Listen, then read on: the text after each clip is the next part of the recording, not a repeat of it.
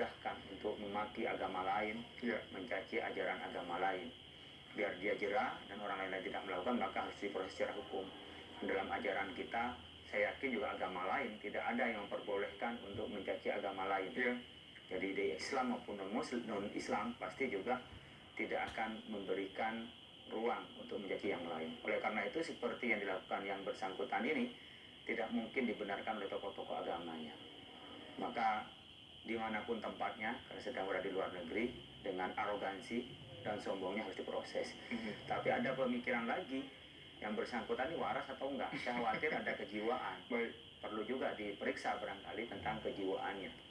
Mungkin ada masa lalunya, ada persoalan dengan temannya, karena beragama lain, kemudian dia memaki-maki sentimen dengan agama tertentu. Iya. Oleh karena itu tetap harus diproses apapun yang terjadi, biar ketahuan posisi orang ini dan bagaimana kondisinya, dan membuat kira dan orang lain tidak menirunya.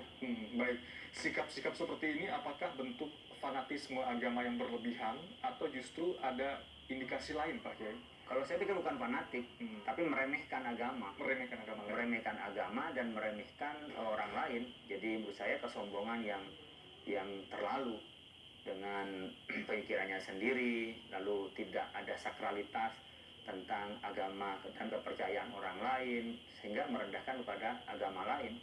Yang saya lihat dan kita tonton videonya itu benar-benar menurut saya tidak melihat kesakralan agama, sehingga dengan mudah menyebut nabi keberapa, rasul keberapa. Yang lebih jeleknya lagi adalah orang yang kita cintai dia maki-maki sebagai orang, ya saya nggak bisa nyebut dah, saking jengkelnya. Kemudian orang berpuasa, bagaimana menempa dan melatih diri. Semua ajaran agama adalah mengajarkan berpuasa. Kalau dalam bahasa kita, kama kutiba alal ladzina min qablikum, kemudian dengan mengatakan kezaliman dan sebagainya. Menurut saya, kalau orang normal saya pikir tidak akan begitu. Jadi mungkin ada kejiwaan yang salah. Baik, saya ke Kiai Taufik Damas. Pak Kiai, saya mengutip satu tweet ya di Twitter, di akun media sosialnya Bapak sendiri. Saya kira sebutnya seperti ini: jika kamu marah pada orang lain melecehkan agamamu, maka ajarkanlah temanmu untuk tidak melecehkan agama lain. Adil itu lebih mendekatkan diri ke ketakwaan. Apa makna dari untaian kalimat tersebut jika dikaitkan dengan maraknya kasus penistaan agama saat ini, Pak?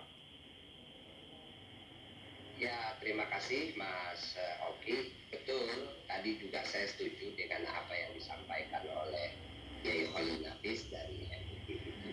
Cuman kita ini harus objektif gitu. Yang menghina agama itu banyak banget. Kita boleh sebut nama Yahya Waloni, kemudian ada itu. Jadi jangan cuma karena kita orang Islam, kemudian agama kita dihina, kita marah-marah, sementara kita melihat ada orang lain menghina agama lain, kita tenang-tenang aja. Itu namanya kita nggak adil gitu. Maka harus semuanya gitu loh. Siapapun menghina agama apapun tuh harus diproses itu. Karena saya secara pribadi, bagi saya Islam itu sama sekali tidak mengajarkan orang menghina agama orang lain. Bahkan di Islam itu ada ayat yang sangat tegas yang bunyinya itu wala tasubul ladina yad'una min dunillahi fayasubullaha adwan bighairi ilmin. Dilarang kita itu mencaci maki sesembahan.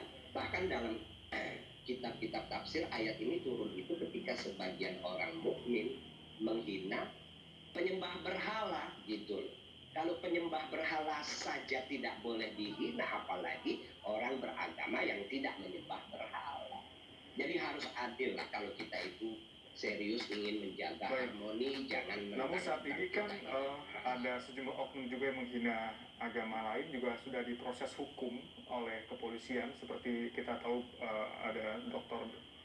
Desakmade di Bali yang sudah diproses hukum juga. Kemudian kita tahu beberapa oknum lain juga begitu Pak Kiai yang sudah diproses. Bagaimana ini, apakah bentuk pemerataan sebetulnya bagi melihat setiap dugaan penistaan tidak hanya untuk Islam namun juga bagi agama lain? Jadi itu tadi benar, tweet saya itu mengajarkan orang itu untuk bersikap adil. Kalau kita marah ketika agama kita dihina, maka ajarkan teman kita untuk tidak menghina agama orang lain gitu, supaya kita tidak adil. Dan itulah bentuk ketakwaan, karena adil itu mendekatkan diri kita itu kepada ketakwaan. Ayolah kita ini tunjukkan bahwa kita ini bangsa yang beradab.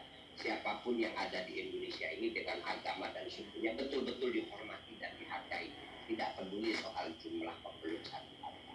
Tidak ada urusan dengan mayoritas gitu. Semua orang harus Baik, saya ke Prof. Suparji Ahmad dulu. Prof. Suparji, kita melihat dari perspektif hukum pidana, Indonesia tentu mengenal hukum terhadap orang yang melakukan penistaan terhadap agama, begitu ya. Nah, saat ini kita melihat ada media baru, media sosial. Di sana seperti bola liar yang kadang-kadang dinilai susah untuk mengontrolnya, begitu. Bagaimana pandangan Anda mengenai banyaknya saat ini kasus penistaan agama dari sudut pandang hukum pidana? Ya, pertama saya mengapresiasi langkah progresif dari Polri yang telah bertindak secara cepat menindaklanjuti laporan